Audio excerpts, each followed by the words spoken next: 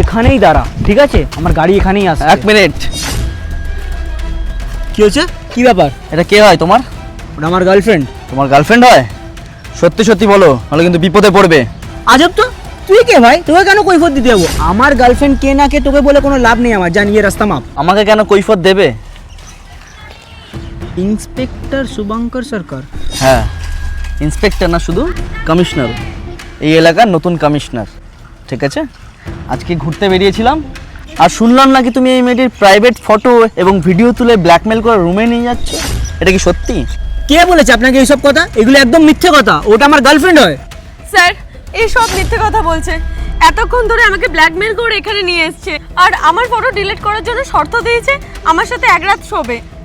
ছি, এটা কি সত্যি? না, একদম মিথ্যে কথা। ওটা তোমার গার্লফ্রেন্ড। কি হলো? তুমি মিথ্যে কথা কেন বলছো? স্যার আবার মিথ্যে কথা বলছে, আমাকে ধমকাচ্ছে।